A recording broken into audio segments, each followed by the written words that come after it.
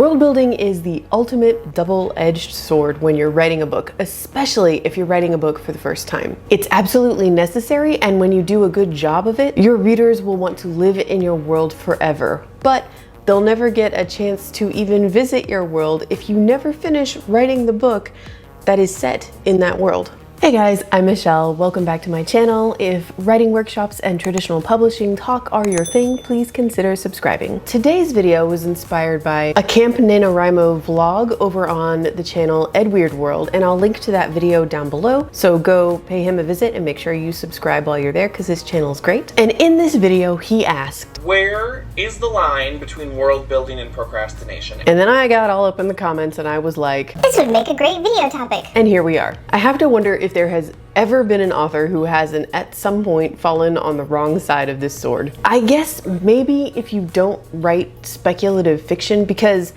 don't get me wrong, if you write contemporary, realistic, historical fiction, of course world building is super important for those genres as well. But I think we all know that it's us fantasy sci-fi nerds who get totally lost in map making and in creating encyclopedias of various magic systems and creatures and religions and political systems and fleets and histories of galactic wars. And look, as authors, we need to know that stuff if our story set in this world is going to be believable and real and authentic. But we're literally talking about building a world. And unless you're God, and if you are, thanks for watching. Don't forget to like and subscribe. Building a whole world is a never-ending task. Literally, it could never end. You have to stop at some point. So, how do you stop yourself from falling into the procrastination trap? I've got 3 tips for you.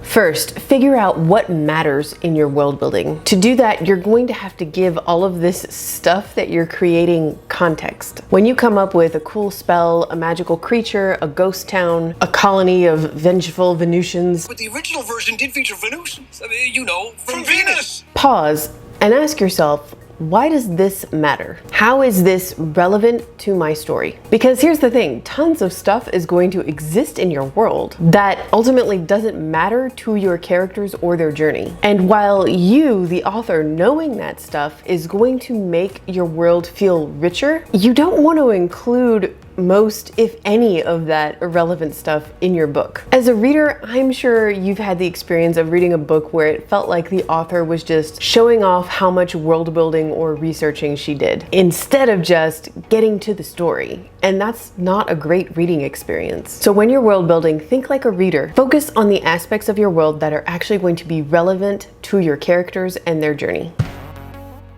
Next, once you've figured out how that spell or creature or town or whatever is relevant, take a minute and imagine a scene where it will be revealed or your characters will first discover or encounter it. Let it play out like a movie in your mind and get excited about it. Get excited about writing it. It's natural to get excited about your world building, but you don't want to just be excited about the fact that this specific thing that you created exists. You want to get excited about the way it's going to appear in your story and how it's going to be relevant. Once you have let that little scene play out in your mind, jot it down, like a little synopsis, a couple of lines. Keep them all in one place, maybe all in one document, or just write them down on some note cards. Pretty soon you're going to have a stack or a list of scenes that you're excited about writing. And when you're excited about writing, you're not going to want to procrastinate. Finally, make world building a reward. World building does not have to come before drafting. You can do them in tandem. In fact, I would argue that you should. It's kind of like plot. You can plot all you want beforehand, but once you start writing that draft, you know your characters are going to lead you at least a little bit off the path that you've plotted out for them in some places. It's the same with world building. You're going to discover things about your world along with your characters. And if you do all of your world building first, and it's set in stone, and you don't allow yourself the creativity and the room to explore new things about it as you draft, if you try to force yourself to stick to that world that you created, you're crushing your own creativity. So if you really love world building, make it a reward for hitting milestones, and set a lot of milestones. I finished a draft of a novel is a massive, massive milestone that takes most people months, if not years, to hit. You need to celebrate more often than that. You hit 5,000 words? Yay! Draw a map. You finally finished chapter 6. Yes, spend a little quality time with that Venusian to English dictionary you've been developing. And when you're first writing your draft, when you start out at the very beginning, set super small, easy to hit goals and celebrate them in a big way.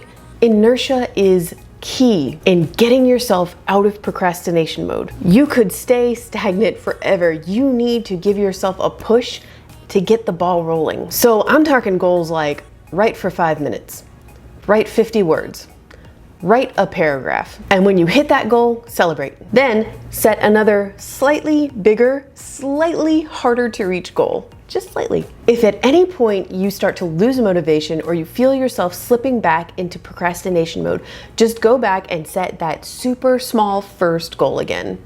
Write 1 sentence.